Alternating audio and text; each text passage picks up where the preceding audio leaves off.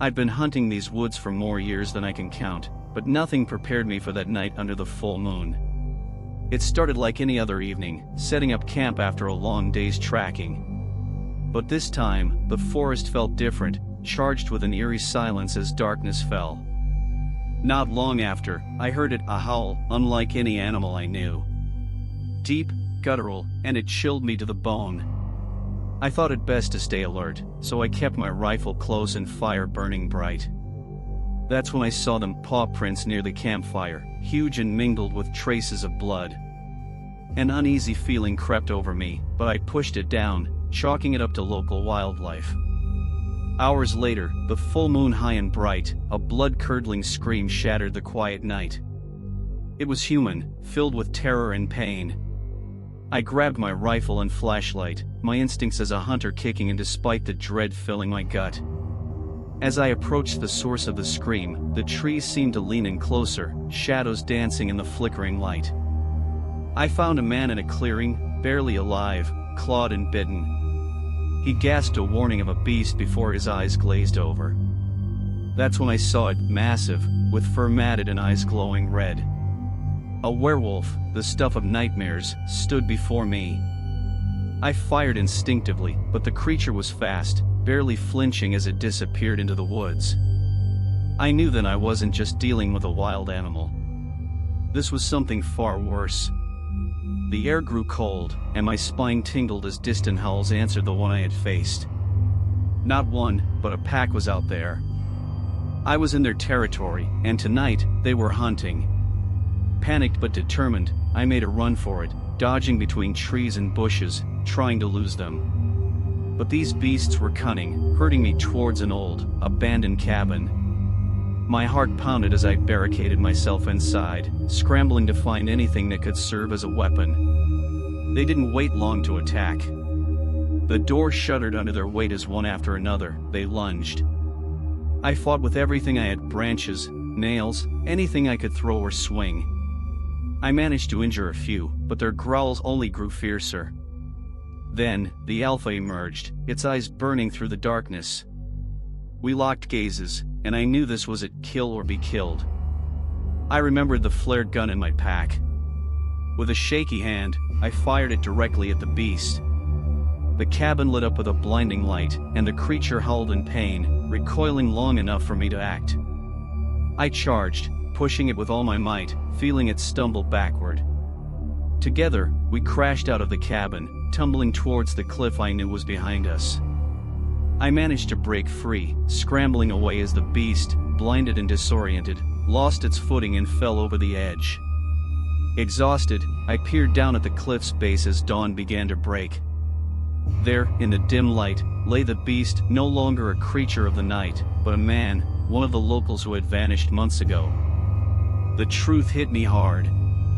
The forest I had called home was hiding a terrifying secret, one that turned men into monsters under the full moon.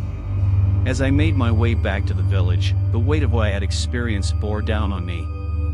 The local tales weren't just stories, they were warnings.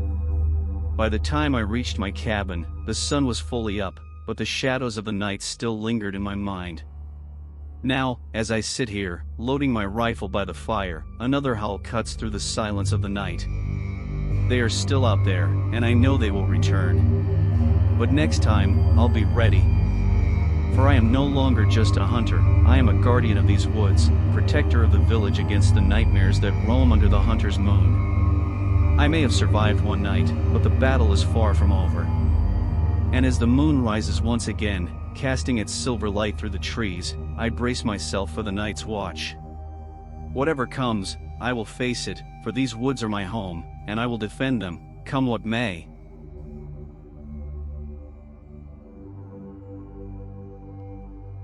It was supposed to be just a weekend of laughs and dares with my mates John, Ben, and Luke, but Silverwood Forest had other plans for us. We pitched our tents near this massive, creepy tree that looked like it could grab you if you got too close. People from the nearby village told us to steer clear of it, but come on, we were just teenagers looking for a thrill. Little did we know, the real thrill was about to find us. That first night, the distant howls weren't just unsettling, they chilled me to the bone. It wasn't the normal sounds of the forest, it was like something was calling out, warning us. John joked that it was probably just a lost dog. I wish he had been right. The next day, we stumbled upon an old cabin, half hidden by overgrown bushes. It was straight out of a horror movie, with claw marks all over the door and weird symbols scratched into the walls. Inside, I found an old, dusty journal with entries about a creature guarding the forest. The last entry read, "It watches from the shadows." That should have been our cue to pack up, but we stayed. That night, we heard whispers carried by the wind, talking, laughing, watching. Ben, trying to act tough, dared us to go to the creepy tree at midnight. As we approached, two glowing eyes appeared from the shadows. Not wanting to look scared, we pressed on. But then, the ground shook with heavy steps that circled around us. Fear gripped us, but our legs were frozen. In a stupid game of hide and seek to lighten the mood, Luke hid too far and got lost. His shouts for help turned into whimpers that led us back together. Whatever was out there with us, it wasn't just watching anymore. When we finally saw it, man, it was like a nightmare come to life. This huge beast, covered in matted fur, with limbs too long for its body, stepped into our campfire light. It didn't attack. Instead, it herded us towards the tree, its eyes burning with a wild, untamed fury. Suddenly, a bone-chilling scream echoed through the woods. It wasn't one of us, it seemed to come from the very soul of the forest. The creature paused, its head tilting, as if listening. The woods fell eerily silent after, as if even the trees were afraid to breathe. Climbing the tree was our only escape. As we huddled together, branches poking at us, we found more of those strange symbols carved into the bark. The beast paced below, growling, but it wouldn't come close to the tree. We spent the night up there, each sound from the dark forest making us jump. Every hour felt like an eternity. The wind whispered threats, and shadows danced just beyond the reach of our flashlight beams. When the faintest hint of dawn finally cracked the sky, the creature retreated into the mist, disappearing as mysteriously as it had appeared. Villagers found us there, wide-eyed and shivering. They weren't surprised. They told us stories of a guardian beast, a protector of the forest that kept away those who didn't respect it. We listened, nodding, our adventure spirit replaced with a deep, haunting respect. We left Silverwood Forest knowing we'd never be the same. We had sought a weekend of adventure, but found a lifetime of cautionary tales instead. Every creak at night, every shadow from the corner of my eye, takes me back to that tree, to those eyes. And I know, deep down, we were lucky to get out with just the fear and the story. Some aren't so lucky.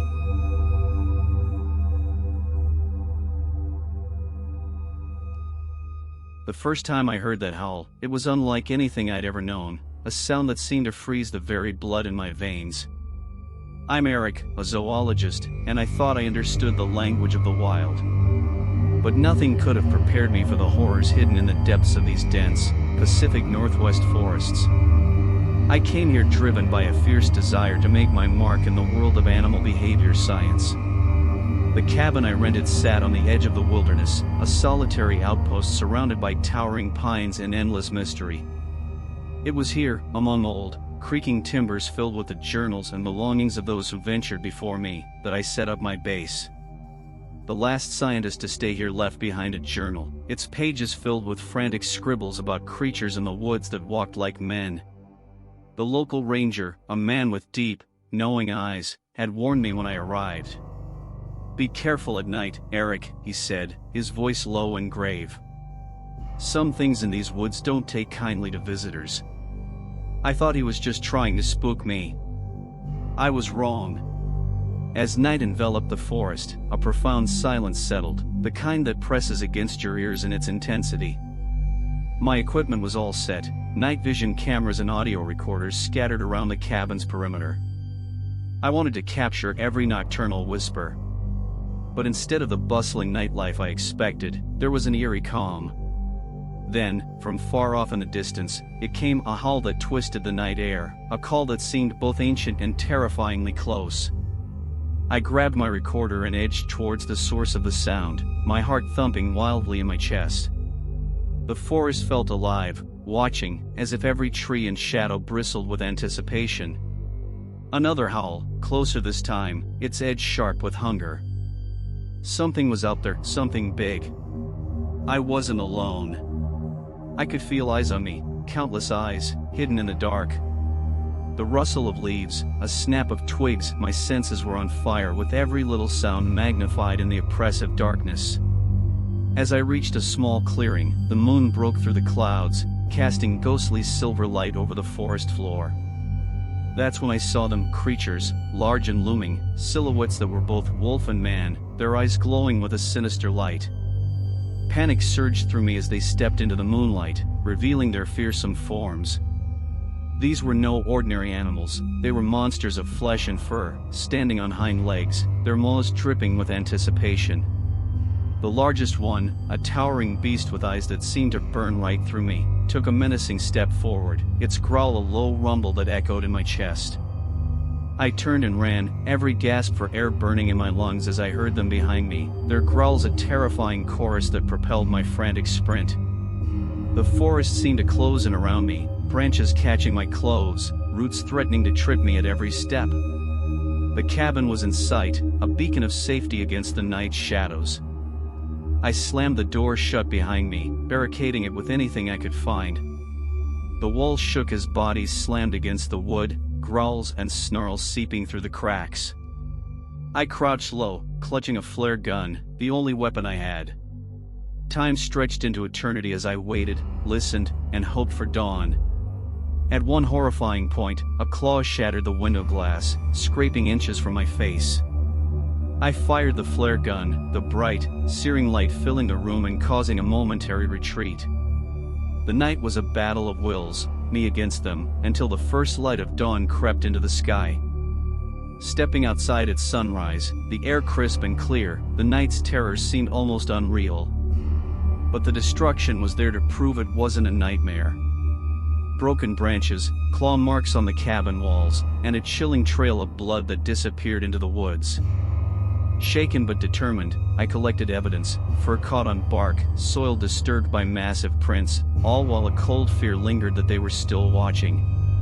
Driving away, my hands trembled on the steering wheel, not just from the cold or fear, but with a resolution. The recordings, the samples, they could change everything we thought we knew about these forests and the beasts that lurk within. In my rearview mirror, I caught a glimpse of glowing eyes fading into the trees, a silent promise that this was not the end. As I leave, I know one thing for sure, I will be back. Not just for answers, but because in the depths of those woods, fear turned into fascination. And how can I turn away from that? How can anyone?